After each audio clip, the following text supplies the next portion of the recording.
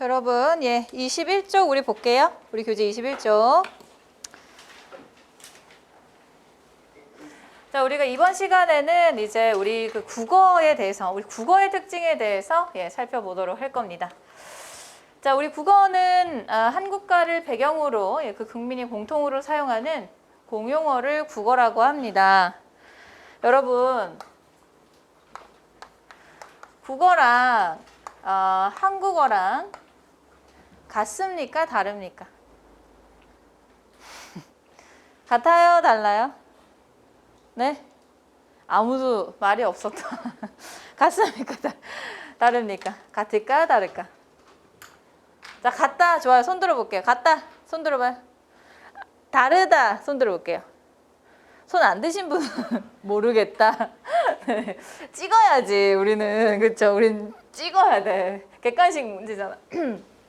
자, 국어랑 한국어는 다른 개념입니다. 우리 국어는 여기에서도 이야기했던 것처럼 한 국가를 배경으로 그 국민이 공통으로 사용하는 공용어를 우리가 국어라고 하고, 한국어는 우리가 이 한글을 표기하는 우리 고유의 문자를 우리가 한국어라고 하는 겁니다. 달라요? 같아, 달라? 달라. 아시겠죠? 자, 그래서 이제 우리 국어의 특징은 일단은 이제 공용어로서의 성질을 가지고 있다. 그래서 이번에 그 지방직 비문학의 소재로도 이 공용어와 관련된, 언어와 관련된 내용이 출제가 됐어요. 그래서 잘 한번 살펴보시기 바라겠고, 자, 국어는 1국가 1언어가 1국어가 이상적이지만 뭐 2개 이상의 언어가 공존하기도 한다라고 되어 있는 거 뭐 참고적으로 보시면 되겠습니다. 자, 그래서 이제 우리 우리는 한국어의 특징에 대해서, 우리 한국어를 사용을 하고 있으니 이 한국어의 특징에 대해서 한번 살펴보도록 할 겁니다. 지난 시간에 이제 끝부분에 제가 한국어의 특징에 형태상, 첨가어, 교차어, 그죠? 우리 다 외웠어. 문자상으로는 우리가 뭐라고 한다? 그렇죠. 외우셔야 돼요. 그죠? 자, 누구 때문에 첨가어와 교차어적인 성질을 가지고 있다라고 했습니까? 조사와 어미 되시겠죠? 자, 그러니까 이제 우리 한국어는 교차어적인 성격, 그리고 또 첨가어적인 성격을 가지고 있다라고 하는 거 반드시 외우셔야 되겠고, 자, 그래서 이제 거기 밑에 보면은 국어의 범위는 좁은 의미에서 표준어를 이야기를 하지만 방언과 고어 등 모든 범주를 이제 포함을 시킨다라고 하는 거 같이 정리해두면 되겠습니다. 그 다음에 이제 우리 한국어의 종류에 대해서 살펴보도록 할게요. 자, 여러분들 여기 학원에 오실 때 뭐 타고 오셨어요? 지하철. 네, 버스가 나와야 되는데, 그렇죠? 아무도 버스 타고 오시는 분은 안 계세요? 버스. 네. 자, 버스 얘는 여러분 우리 한국어입니까? 뭐 외국어예요? 뭐 어느 나라 말이에요? 우리나라 말일까? 네? 아니요? 저 알았어. 이러면 헷갈리게 손 들어볼게요. 자, 버스는 한국어다. 손 들어볼게요. 아니다. 손 들어볼게요. 그럼 다 아니다야? 아니다. 네. 좋습니다. 열심히 제 수업을 들으셔야 돼요. 여러분들 아시겠죠? 자, 우리가 이제 버스는 우리말입니다. 왜? 우리가 한국어의 종류에 대해서 이제 지금부터 같이 정리를 할 건데, 우리 한국어는 원에 따른 구분을 3가지로 하고 있어요. 자, 그러니까 우리가 고유어로 생각하고 있는 말, 순우리말, 그쵸? 이러한 말들, 얘가 포함이 되는 거야. 얘가 뭘까요, 여러분? 이런 것들이에요. 외래어가 뭐냐면, 외래어의 개념은 외국에서 들어온 우리나라 말처럼 쓰이는 말을 외래어라고 해요. 그러니까 여러분들이 오늘 아침에, 여러분 몇 시에 학원 오셨어요? 아침에 9시, 아니지, 오후에 오셨어요? 아침에 다들 뭐 하고? 놀다가? 어쨌든 버스 타고 왔는데, 여기서 이제 버스는 우리나라 말처럼 사용이 되는 말이기 때문에 얘는 우리 한국어입니다. 아시겠죠? 한국어예요. 그러면 얘는요? 얘는 외국어죠. 다른 거예요. 표기 자체가 다른 거잖아. 맞죠? 자, 그러니까 여러분들이 이 범주를 좀 잘 구분을 해주셔야 돼요. 그래서 어원에 따른 구분, 고유어는 당연히 우리말이고, 그쵸? 우리나라 말처럼 쓰이는 외래어도 우리말이에요. 담배 피시는 분들 계신가요? 담배 태우시는 분들? 끊으세요. 네. 담배 여러분 우리말일까? 뭐까? 외래어까? 외국어까? 네. 외래어에서 온 우리말입니다. 예, 이것도 이제 고유어가 아니에요. 자, 그리고 여러분, 예, 스트레스 받으면 이제 좋아하는 빵. 포르투갈어에서 온, 예, 우리말이 되겠어요. 그러니까 외래어의 종류들이다라고 하는 거, 예, 고유어 아니다라고 하는 거 잘 기억을 해두시기 바래요. 자, 그래서 이제 21쪽에 뭐 고유어, 우리 민족이 사용해왔던 고유한 언어다라고 되어 있고, 그죠? 외래어는 타 언어의 말을 자국어 체계에 차용하여 사회적 승인에 의하여 어쩌고저쩌고 되어 있는데 우리나라 말처럼 쓰이는 것, 즉 국어와 동화된 말이다에 거기 밑줄 그을게요. 되시겠죠? 이해되셨습니까? 자, 그 다음에 여러분 우리 22쪽으로 넘어가서 한자어도 마찬가지로 사실은 이제 이 한자어도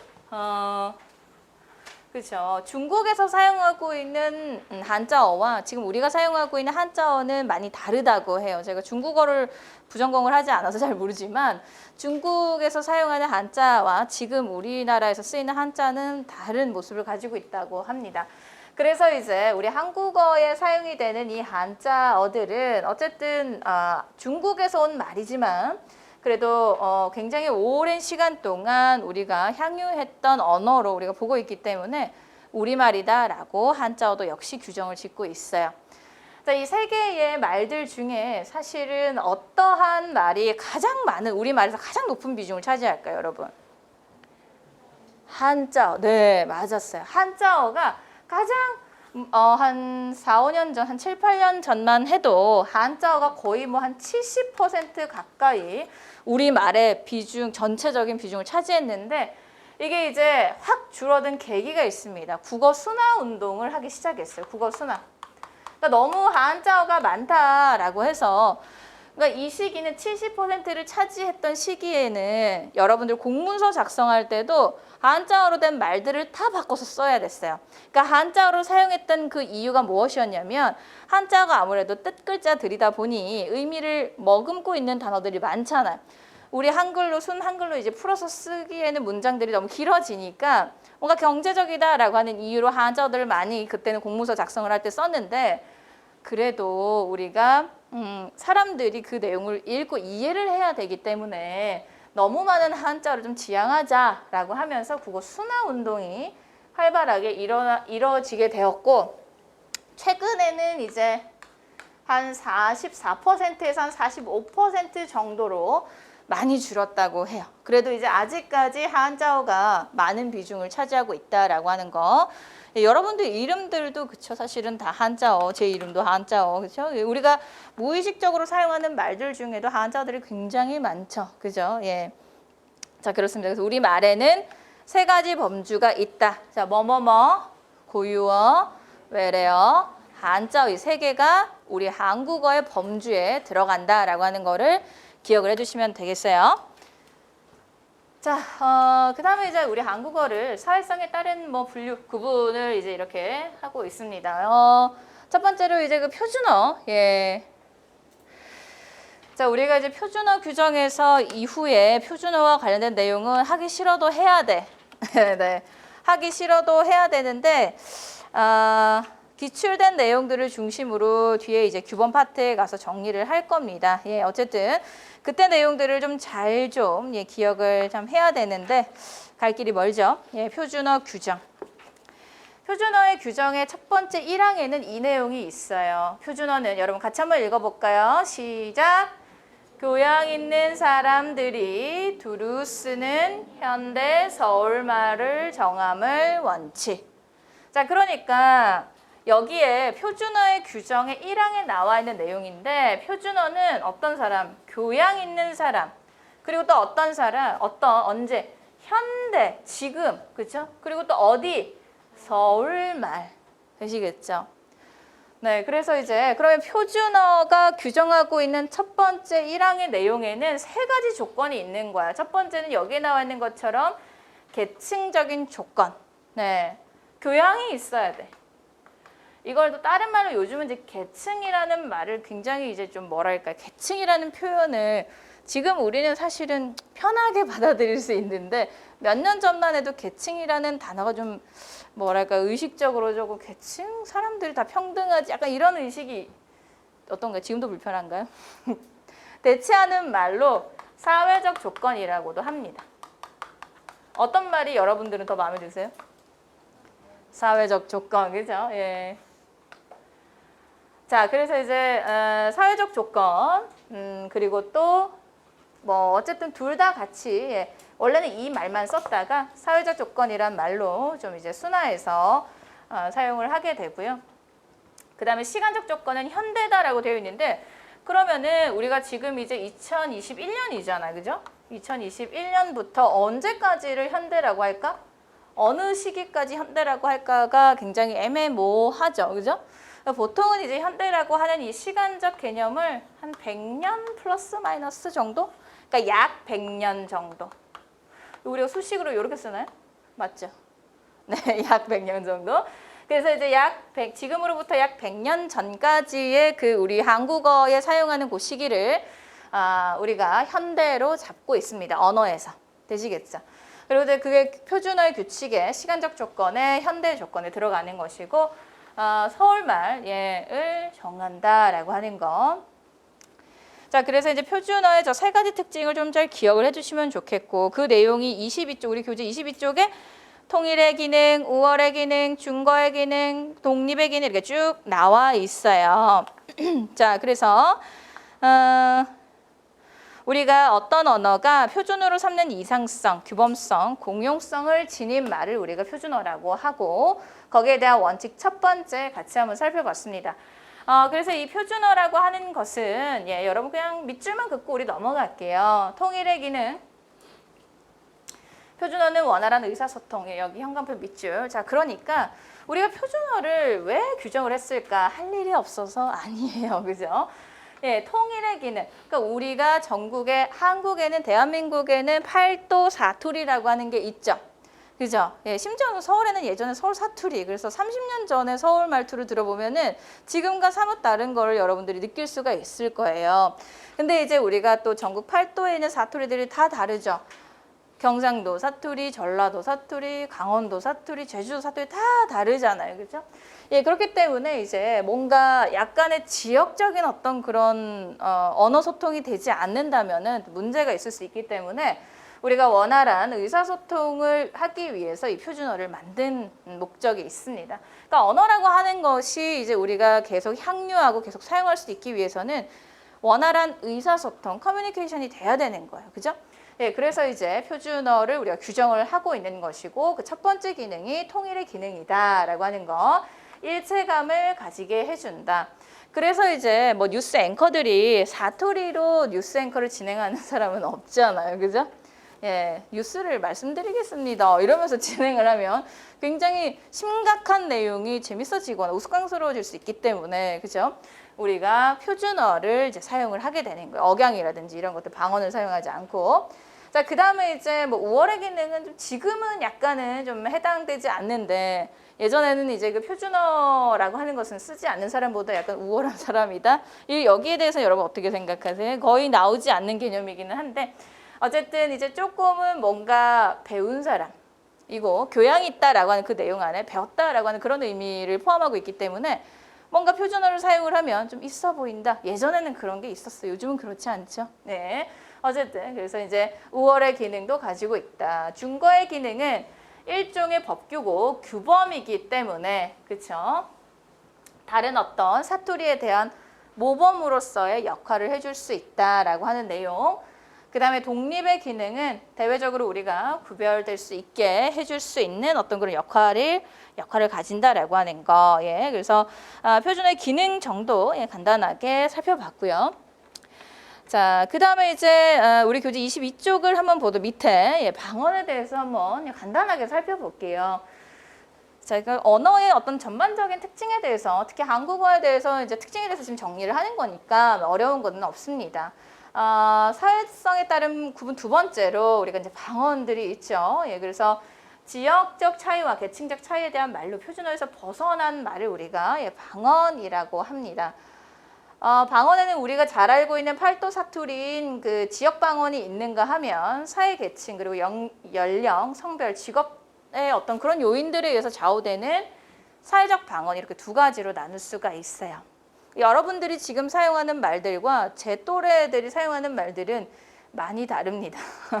의사소통이 안 되는 경우들이 굉장히 많이 있죠. 특히나 이제 요즘 여러분들 세대는 줄임말을 굉장히 많이 쓰죠. 저보다 여러분들이 더 잘 아시죠? 예, 저는 그래서 가끔씩 인터넷에 이렇게 댓글들, 예, 댓글들의 어떤 그런 말들이 이해가 안 가는 그런 단어들이 굉장히 많이 있어요. 예.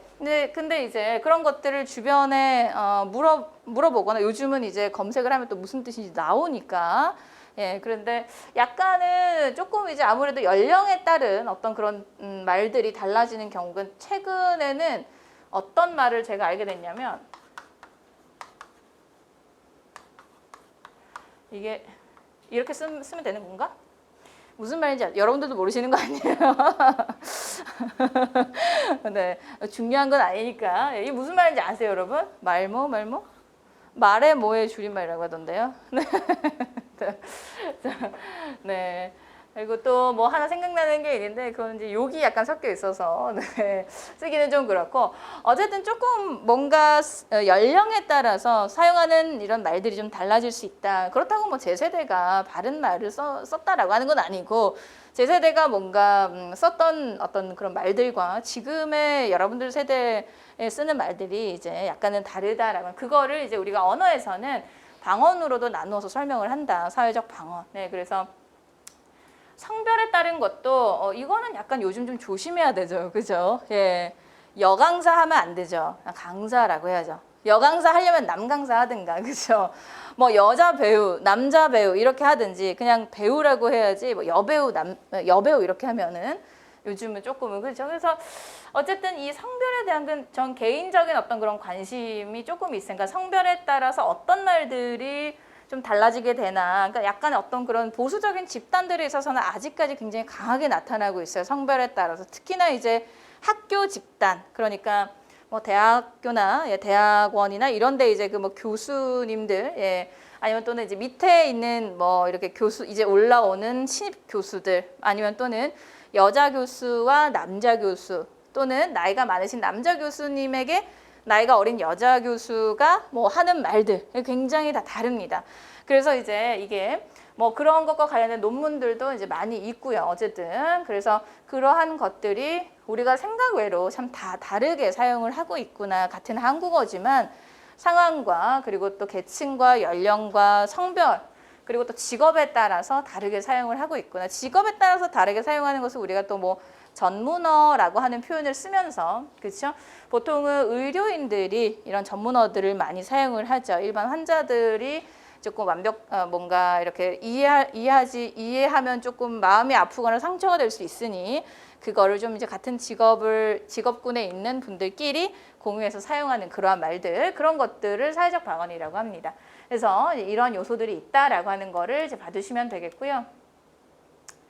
은어 같은 경우는 이제 요즘은 여러분들 어때요? 은어. 옛날에는 은어 뭐 이런 거 여러분 들어보신 분 있어요? 네. 왜 웃으시죠? 네.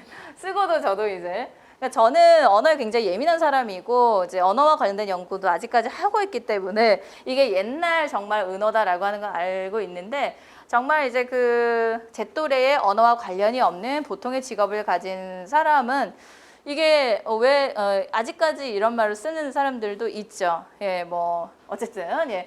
그래서 그냥 어떤 집단에서 특수한 집단끼리 비밀 유지를 하기 위해서 사용한 말들 은어라고 합니다. 네. 자, 그 다음에 이제 비어와 속어. 예, 비어와 속어를 합쳐서 우리가 뭐라고 하죠? 네, 역시 잘하시네요. 네. 근데 되게 사람이 참 신기한 게 언어를 배울 때 여러분 제일 먼저 배우는 말이 비속어라고 해요. 예, 다른 말은 몰라도 비속어를 제일 먼저 배운다고 합니다. 우리말을 배우는 외국인들도 다른 말은 몰라도 욕부터 그렇게 네, 지읒으로 시작하는 욕, 그렇죠? 숫자로 시작하는 욕부터 네, 어쨌든 비속어. 그래서 비어와 속어의 합쳐진 말이다라고 하는 거. 예, 상스러운 말, 상말. 속어 같은 경우는 저속한 말을 우리가 속어라고 해요. 근데 이제 여러분들이 아무래도 뭔가 이 언어적인 카타르시스를 느끼는 그 포인트가 비속어에 있어요. 그래서 보통 보면은 좀 강의를 할 때 욕을 섞어서 하시는 분들이 계시잖아요. 많이들 계시죠? 그건 이제 여러분들이 이 뭔가 이 지금 공부하는 어떤 이 강의 시간이 이렇게 잔잔하게 흘러가기 때문에 거기에 포인트를 하나 주는 거예요. 비속어로. 그러니까 어떻게 보면 굉장히 영리하신 분들이죠. 근데 저는 국어 강사이기 때문에 제가 비속어로 포인트를 주면 문제가 있죠. 이제 고민을 한 적도 있어요. 왜냐하면 문법 강의를 시작을 하면 이제 처음에는 또랑또랑했던 학생들이 어느 시기가 지나면 다들 그렇죠. 목이 왔다 갔다 흰자를 보이면서 저에게 굳이 하지도 않아도 되는 인사를 다들 하고 앉아 계시니까 어떻게 욕을 한번 이제 섞어가면서 강의를 좀 재밌게 해볼까 여러 가지 고민을 했는데 그건 나랑 너무 안 맞다라고 해서 예 어쨌든 그래서 여러분들이 비속어를 들었을 때 왜 이 말들이 자꾸 끌릴까? 뭔가 이제 나는 하지 못하지만 다른 사람이 대신 함으로써 느끼는 카타르시스가 있다고 합니다. 그래서 그 말들을 좋아한다고 해요. 예, 어쨌든.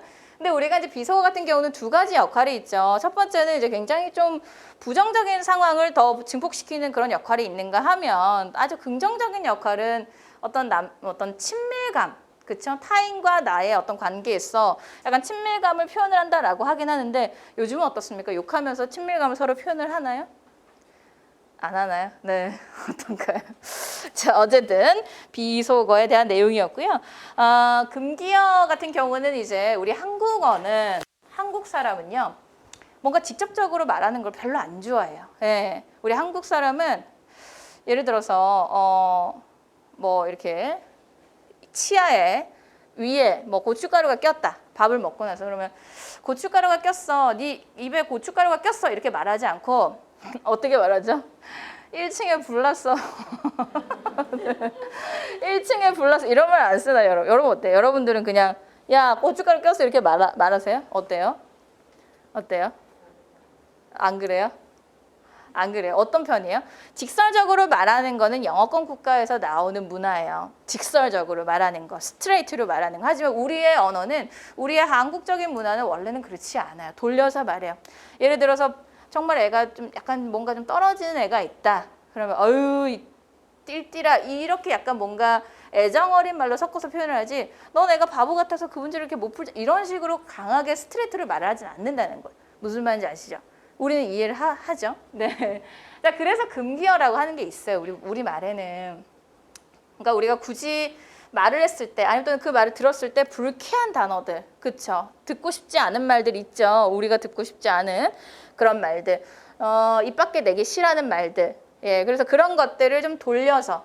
요즘은 어떤 말들이 유행을 하는 것 같냐면 금기어로서 지금 이제 코로나라고 하는 이 단어. 있죠. 별로 여러분들 일상생활에 코로나라고 하는 말을 입에 달고 사시는 분 계신가요? 없죠. 이렇게 전 국민들이 다 마스크를 끼고 우리가 수업 시간에 심지어 다 마스크를 끼고 저는 아까 그 검은색 마스크를 끼다가 막 숨이 막혀가지고 네, 그래서 마스크장 가려 꼈는데 어쨌든 이 마스크를 끼게 생활을 할 수밖에 없게 해줌에도 불구하고 우리는 그 단어를 입 밖에 잘 안 내뱉고 메로나 아니면 또 뭐 코시구 뭐 이런 식으로 그죠? 다른 식으로 이렇게 돌려서 표현을 한단 말이에요. 그런 것들을 우리가 완곡어라고 해요. 그래서 우리 한국어에서는 금기어와 완곡어가 있어요. 여러분들 학창 시절에 아마 여러분들 학창 시절 여러분들이 아마 20대 초반에서 30대 중후반 그 안에 다 계시리라 생각이 드는데 그때 이제 제가 저는 그때 여러분들을 국어를 가르쳤던 굉장히 강의를 오래 했어요. 네, 그래서 보기에는 선생님 20대 중반으로 보인다. 죄송해요. 어쨌든 그냥 긴 시간에 강의를 했는데 그때 이제 그 여러분들이 중학교 교과서에 이 금기어와 완곡어가 수록이 되어 있는데 어떤 내용이 나와 있냐면 화장실을 어떤 애가 공부를 하다가 엄마한테 화장실을 가고 싶다라는 이야기를 하고 싶었던 거예요.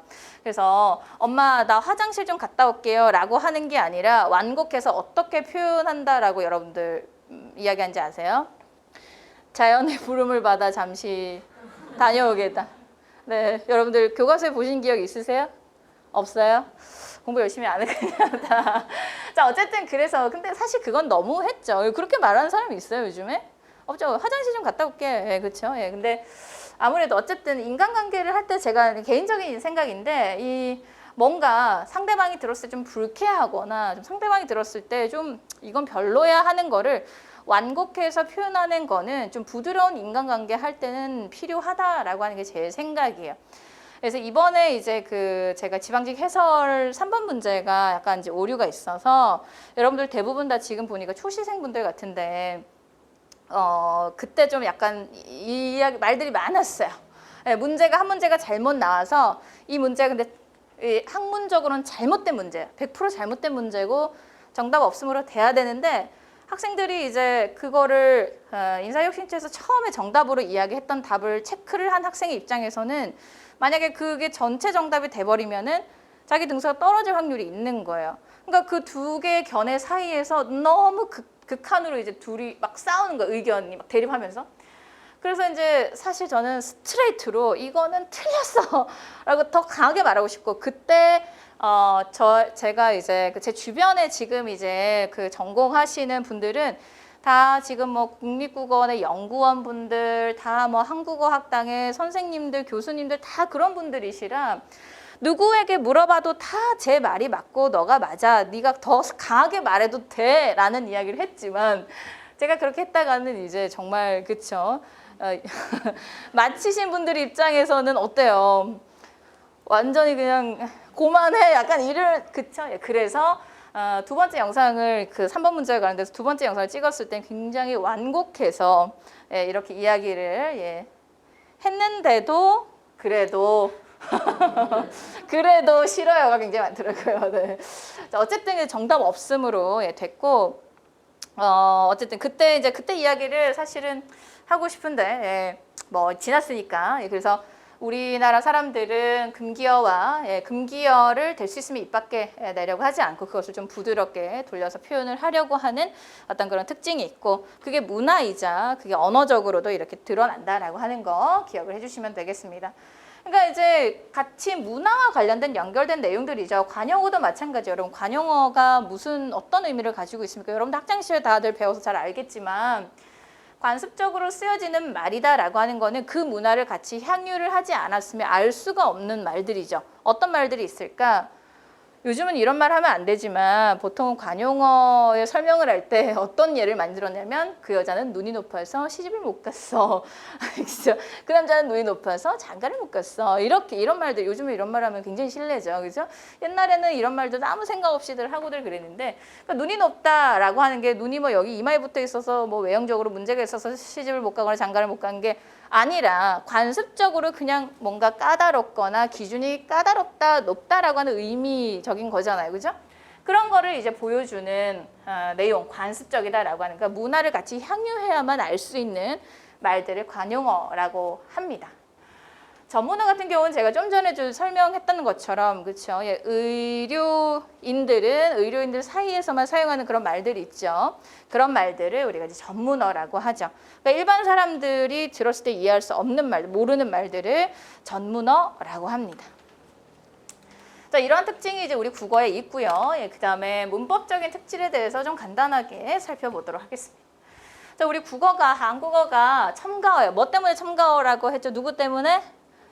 조사 어미가 있기 때문에 첨가어라고 했어요. 문법적인 관계를 나타내는 조사 어미가 다양하게 발달됐습니다. 그래서 어수는 주어, 목적어, 서술어.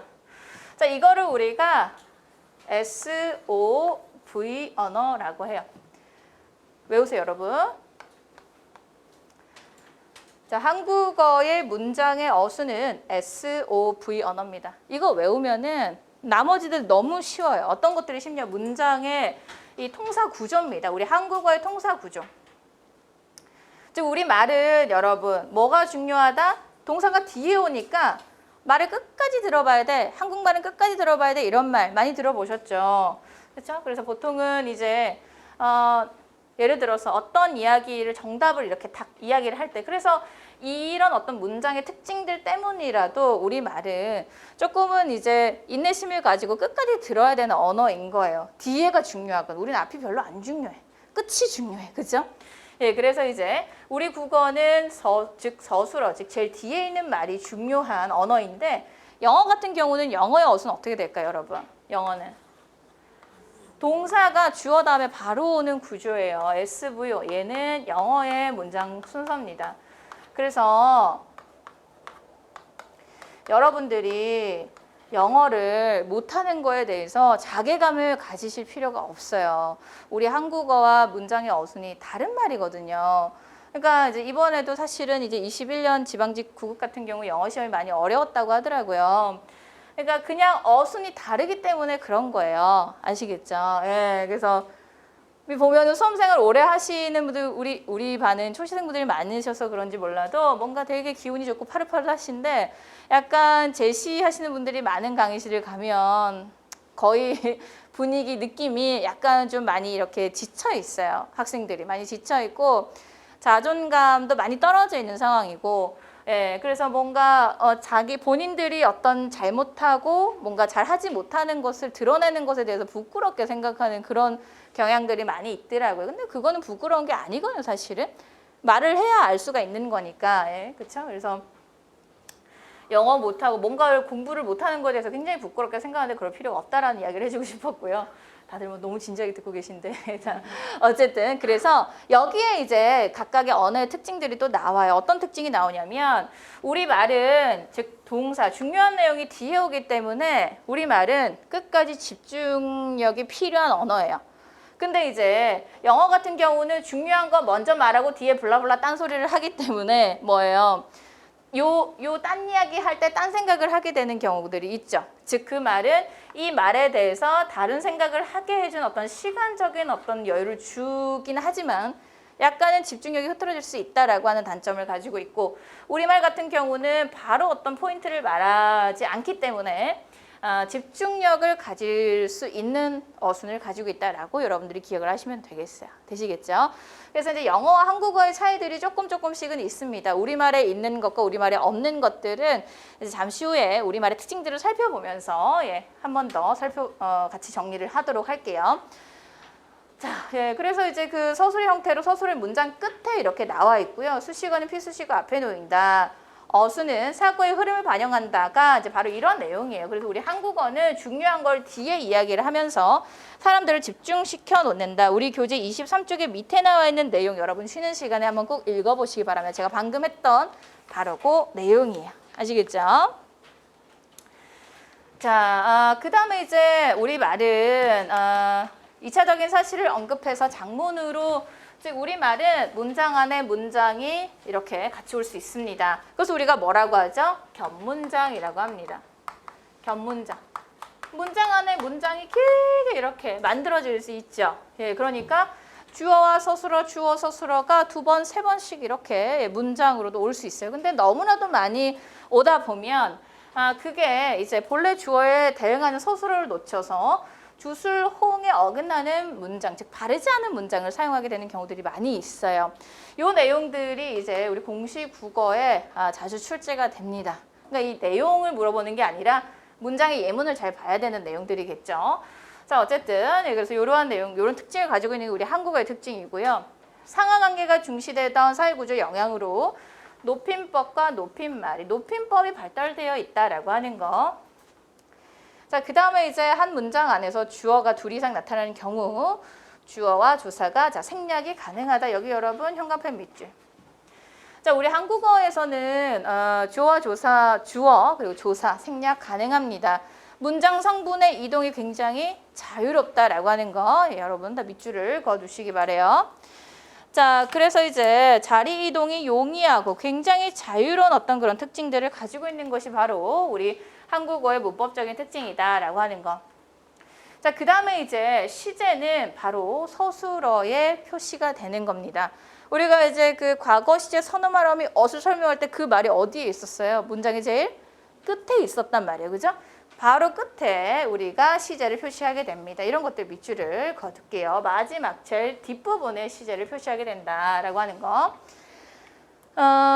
자, 그 다음에 이런 것들은 참고적으로 보시면 되겠고요. 능동과 피동, 주동과 사동의 개념이 막연하기 때문에 사실 여러분들이 피동, 사동 정리할 때 굉장히 많이 어려워하십니다. 그래서 제가 이 피동, 사동 나오면은 아주 깔끔하게 간단하게 정리를 할 거니까 그때 잘 들어보시기 바라겠고요. 자, 어쨌든 피동과 사동, 피동, 능동과 피동, 주동, 사동이라고 하는 애들이 있다라고 하는 거. 접속사가 쓰이지 않는다라고 되어 있어요. 영어에는 접속사가 있죠. 그죠? 영어에는 또 뭐가 있습니까? 관계 대명사, 관계 부사 이런 애들이 있죠. 전치사, 우리 국어에는 없어요. 우리 국어는 후치사 언어입니다. 후치사 언어고 영어에서 전치사가 있죠. 영어. 이게 무슨 말이냐? 국어, 우리 한국어. 자, 우리가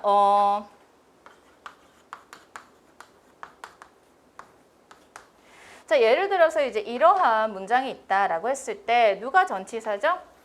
얘를 전치사라고 하잖아요. 그렇죠? 자, 이걸 우리가 한국말로 자, 전치사를 합니다. 자, 한국말로 바꿨을 때 어떻게 해석하죠? 테이블, 자, 책상 어떻게 해요? 위에 이렇게 표현한단 말이에요. 그죠? 자, 그러니까 우리말은 미국 영어에서 사용하는 전치사가 뒤에 와요. 그렇기 때문에 우리가 후치사 언어라고 하는 거예요. 영어는 이렇게 전치사가 있죠. 앞에서 이렇게 뒤를 수식을 해주지만 우리 한국말 같은 경우는 뒤에서 앞으로 이렇게 수식을 해준다. 후치사 언어다라고 하는 거. 자, 그래서 이제 접속부사. 접속사 같은 경우는 우리 국어에는 명확하게 접속사라고 하는 애는 없어요. 부사에서 접속하는 역할, 즉 뭐 그러나 그리고 이런 애들을 접속사로 우리가 보고 정리를 하는 겁니다. 그래서 그 단어들의 품사는 접속사라고 우리가 하지 않고 부사라고 해요. 되시겠죠? 부사 안에 여러 가지 종류들 중에 접속 부사로 우리가 정리를 하는 거예요. 자, 그 다음에 문장 성분의 자리 이동이 용이하며 의미 강조 표현에 이용된다라고 하는 거. 자리 이동이 굉장히 자유롭습니다. 그래서 나는 거기 24쪽에 예를 한번 볼게요. 나는 붉은 산이 그리고 흰 옷이 보고 싶어요. 뭐 나는 보고 싶어요. 붉은 산이 흰 옷이 이렇게 바꿔도 의미 변화는 크게 없다라고 하는 거. 어떤 것을 이제 그 중심으로 강조를 해서 문장을 쓰겠다라고 하는 것에 따라서 달라진다라고 하는 바로 그러한 내용이 되겠습니다. 밑에는 2015년 9급 9까지 서울시 문제인데 문제가 여기에서 이제 포인트는 형태적 특징인데요. 이 형태적이다라고 하는 말이 무슨 말이냐면 단어적 특징을 이야기를 하는 겁니다. 이건 사실 이제 우리가 아직 이 개념들을 명확하게 정리를 하지 않아서 여러분들이 뭐 어려우실 수 있는데 일단은 1번에 수식어는 피수식어 앞에 온다. 이거는 우리가 통사 구조, 즉 문장에 대한 이야기예요. 문장에 대한 이야기. 자, 그렇기 때문에 형태적 특징은 단어에 대한 이야기이기 때문에 단어의 특징으로 옳은 것을 물어보는 것은 1, 2, 3, 4번 중에 몇 번이 되겠습니까? 1번과 3번, 문장 성분에 대한 이야기죠. 4번은 SOV 언어다라고 하는 거, 문장 순서에 대한 구조에 대한 이야기죠. 1번과 3번과 4번은 모두 통사 구조에 대한 이야기이기 때문에 답이 될 수가 없고 특징으로 적절한 것은 동사, 형용사, 활용 유사하다라고 하는 2번이 정답이에요. 왜냐하면 얘네 둘은 단어와 관련된 내용이기 때문에. 무슨 말인지 지금은 잘 이해가 안 되실 건데 우리가 형태론 파트로 들어가면 아직 의문론 시작도 안 했어요. 지치면 안 돼요. 아시겠죠? 자, 그래서 이 문제가 나와서 제가 간단하게 말씀을 드릴게요. 자, 우리 국어는요. 이제 이게 지금 국어 한글의 특징하고서 우리가 좀 국어 순화하고서 뒤에 이제 기출 확인 문제 지나고 나서 우리가 제일 처음으로 들어가는 게 37쪽에 보면 여러분 뭐라고 되어 있습니까? 의문론으로 시작을 해요. 자, 우리 국어는요, 여러분, 한국어에서는 문법을 의문론부터 시작을 합니다. 의문론이 뭐냐면 자음과 모음이에요. 기역, 니은, 디귿, 리을, 아여, 어여, 오유, 우유부터 시작을 해요. 얘네들이 이제 모여서 하나의 음절을 이루고 그런 것들이 모여서 의미를 가지는 어떤 대상으로 만들어지게 되죠. 그래서 우리가 뭐라고 하냐면 형태소라 그래요. 그래서 형태론 파트에서 이렇게 배웁니다. 그 다음에 이 형태론, 즉 의미를 가지는 부분들, 단어들이 만들어지게 되면서 하나의 문장을 만들어지게 되죠. 그래서 우리가 통사론이라 그래요. 간단하게 여러분들이 그래서 의문론은 자음, 모음 뭐 이런 것들을 말하는 것이고 형태론은 단어와 관련된 말이고 통사는 문장과 관련된 말이구나 라고 생각을 해주시면 되겠어요. 여러분들이 이제 아무래도 처음 공부하시는 분들이 많다 보니까 이런 단어의 의미들을 몰라서 무슨 말인지 이해가 안 되는 경우들이 사실 많이 있죠. 예, 그래서 설명을 해드리는 거니까. 자, 그래서 이제 우리가 일단은 아직 의문론 시작도 안 했어. 그러니까 지치면 안 돼요. 예, 시작도 안 했어. 아직 문법 공부 시작도 안 했어. 그냥 대체적인 언어의 특징들에 대해서 살펴본 거니까.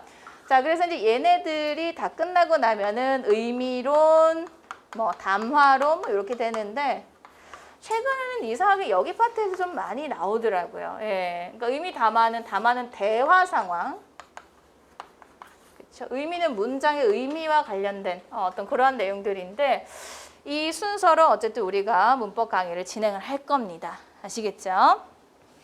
자, 그래서 여기에 이제 형태적 특징이다라고 하는 것은 단어의 특징과 관련된 거고 1번과 3번과 4번은 모두 문장의 특징과 관련된 내용이기 때문에 적절한 것은 2번으로 찾으면 되는 문제가 되겠어요.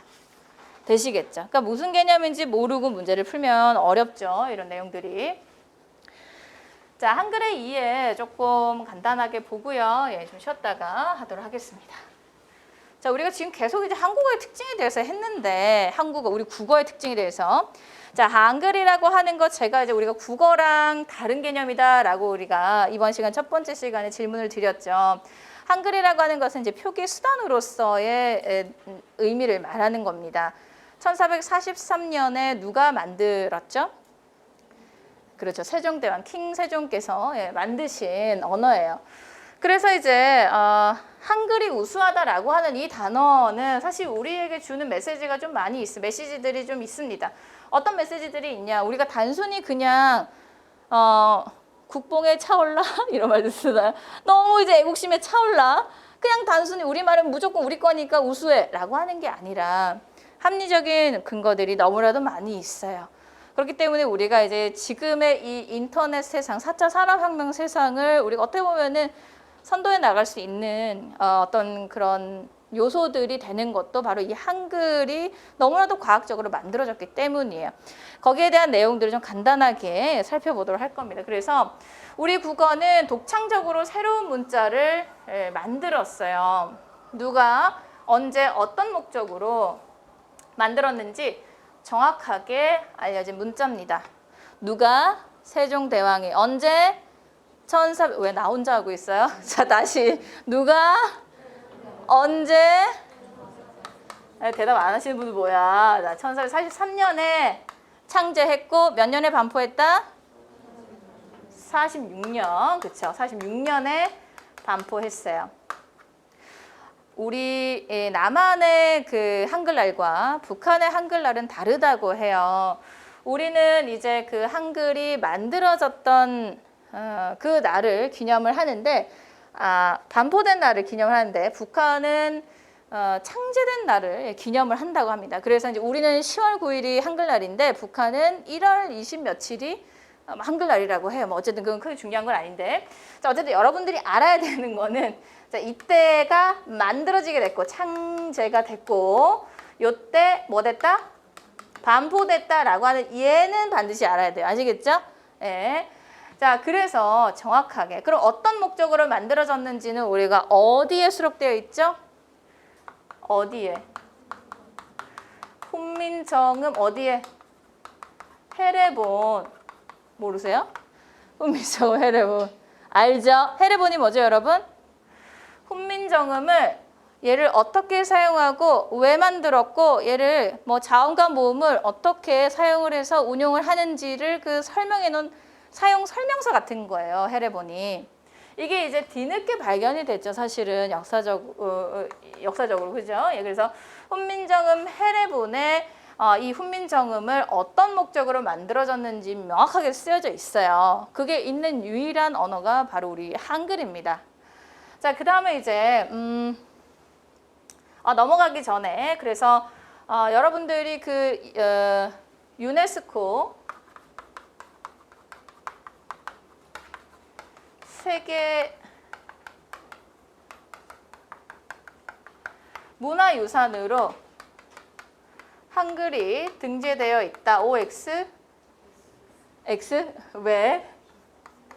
기록유산. 맞아요. 네, 너무 똑똑하네요. 맞아요. 문화유산 아니라 기록유산이고요. 해례본이 올라가 있습니다. 아시겠죠?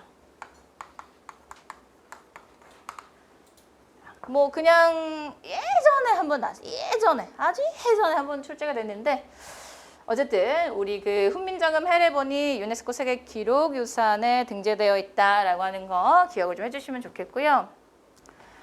자, 다른 문자 곧 음소문자이며 음은 자질 문자다. 이게 무슨 말이냐면 음운으로 뜻을 변별한다라고 한 뜻이에요. 즉 이 말이 무슨 말이냐?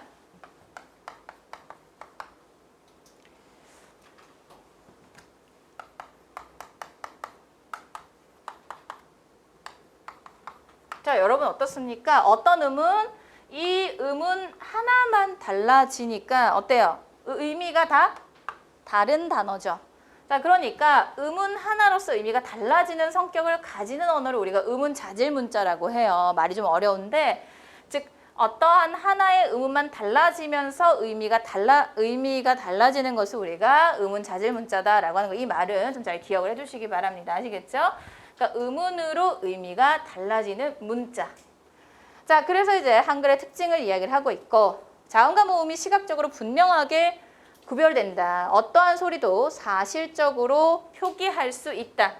즉 우리가 이제 어미 같은 경우 그죠? 예, 향찰에서 표기하기에 애매했던 어미들을 굉장히 명확하게 우리는 잘 표기를 할 수가 있게 된 거예요. 왜냐하면 우리는 운 문자이기 때문에. 되시겠죠? 자, 쓰기 쉽고 배우기 쉬워 문화 발전의 효용이 크고 예, 가로 쓰기, 세로 쓰기 모두 다 가능하죠. 그렇죠? 예, 그래서 어떤 방식으로 쓰던 이 한글이 굉장히 사용하기 쉽다라고 하는 거. 자, 그 다음에 이제 과학성이다, 한글의 과학성이다라고 되어 있는데, 자, 두 개의 자음과 모음. 자, 그러니까 첫 번째로 이제 자음 같은 경우는 발음, 여러분 여기 현관펜 밑줄. 자, 발음 기관을 본떠서 기본 자음자를 만들었다라고 되어 있어요. 발음 기관을 본떴다라고 하는 말 우리가 다른 말로 뭐라고 할까요? 상형했다라고 합니다. 상형. 상형의 원리라는 말을 써요. 발음 기관을 본떴다, 상형했다라고 이야기를 합니다. 여러분, 우리 자음에서의 기본 자음자 총 몇 개일까? 이거 외우셔야 돼요, 이거는. 뒤에서 물론 한 번 더 할 건데 기본 자음자는 5개입니다.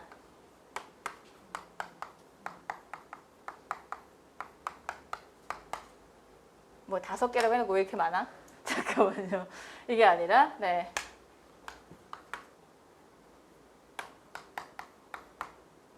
이거죠. 자, 이게 뭐냐면 어떻게 외우냐면요.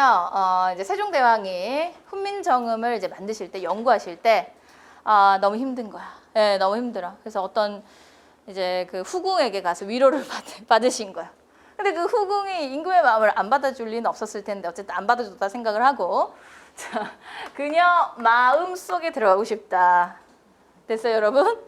자, 외워볼게요. 시작. 그녀 마음속. 다시 시작. 그녀 마음속. 아시겠죠? 그래서 기역, 니은, 미음, 이응, 시옷으로 여러분들이 외우시면 돼요.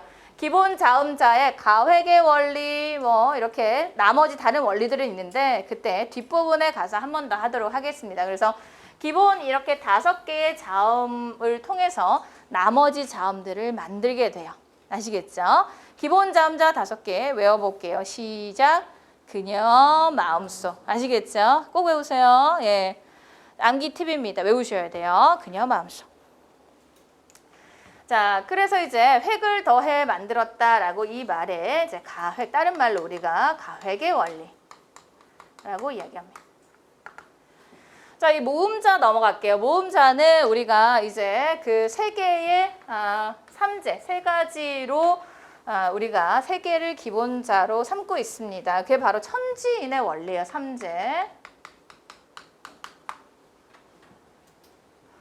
자, 그래서 모음의 기본자는 세 개입니다. 하늘을 상징하는 점이고요. 땅을 상징하는 의고요. 거기 위에 서 있는 사람을 뜻하는 이렇게 세 개가 모음의 기본자예요. 근데 여기서 선생님, 하늘을 뜻하는 게 왜 점이죠? 라고 생각할 수 있죠. 이 여기서 상징하는 하늘천의 의미는 어떤 것을 상징을 하냐면 바로 태양을 뜻한다고 여러분 기억을 하시면 돼요. 태양. 그래서 우리가 이제 이렇게 기억을 하면 나중에 모음조화라고 하는 애가 있어요. 양성모음, 음성모음을 구분할 때 굉장히 수월한 개념이 되니까 여기서의 천은 태양을 뜻한다라고 옆에다가 꼭 적어주시기 바랍니다. 그래서 태양을 상영했다. 아시겠죠? 예, 태양. 하늘에 떠 있는 태양을 상영했다라고 기억을 해주시면 되겠습니다. 자, 어쨌든 이제 상영의 원리. 자, 그래서 이제 모음도 마찬가지로 이 세 개의 단어들을 상영한 거예요. 상영을 해서 자음과 모음들을 이제 만들어지게 됐다라고 하는 거. 자, 그 다음에 이제 우리가 그 한글의 명칭의 변화 얘까지 보고 또 좀 쉬었다가 시간이 너무 빨리 가는 것 같네요. 네, 저만 그렇게 생각하나요? 자, 그래서 이제 한글 자모의 명칭에 대해서 여러분들 좀 반드시 기억을 하셔야 되겠고, 일단 훈민정음의 의미 여러분 현관앞에 밑줄 좀 그어둡시다. 훈민정음 무슨 뜻이죠, 여러분? 백성을 가르치는, 그쵸, 훈민. 훈이 배우 가르칠 훈자예요. 민이 백성민자죠. 백성을 가르치는 바를 정자, 바른 소리다라고 한 뜻이에요. 의미 꼭 외워두세요, 여러분. 현관편 밑줄. 자, 백성을 가르치는 바른 소리.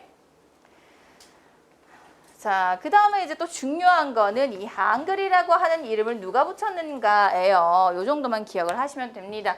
주시경 선생님께서 한글이라고 하는 이름을 붙이셨어요. 그래서 거기에 밑줄을 그어 두시면 되겠습니다.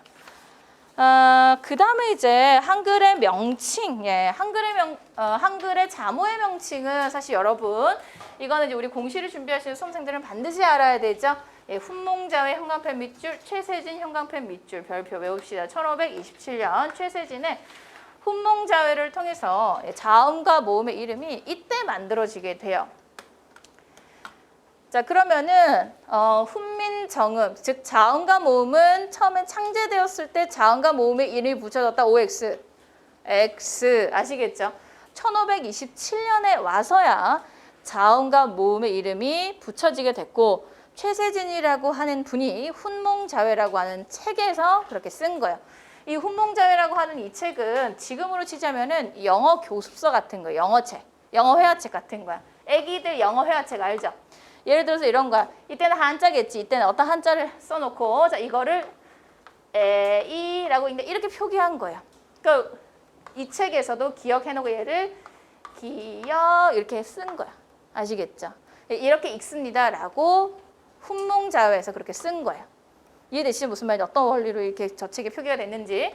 자, 그래서 이제 최세진의 훈몽자회에서 자음과 모음의 이름이 만들어지게 되었고, 지금의 모습은 1933년 한글맞춤법 통일안에 제정한 것과 유사하다라고 하는 거 기억을 해주시면 됩니다. 아시겠죠? 자, 우리 교재 여러분 26쪽을 한번 볼게요. 26쪽에 거기 2번에 현행맞춤법에서 사전에 올릴 때 자음의 순서에 대해서, 요즘은 우리 학생들은 그 종이 사전을 들고 계시는 분은 거의 안 계시죠. 그 쓰는 것도 사실은 솔직히 별 의미가 없죠. 라떼는 사전을 많이 들춰봐야 국어 공부를 잘한다. 뭐 이런 그런 게 있어서 막 뒤져봤어요. 그래서 저 때 같은 경우는 여러분 27쪽에 나와 있는 2020년 국가직 9급 기출 있죠. 이런 거를 절대로 안 틀려. 근데 지금 여러분들 많이 틀리시죠? 어렵죠, 이거? 한번 풀어보실까요, 여러분? 이거 풀고 좀 쉬었다가 할게요.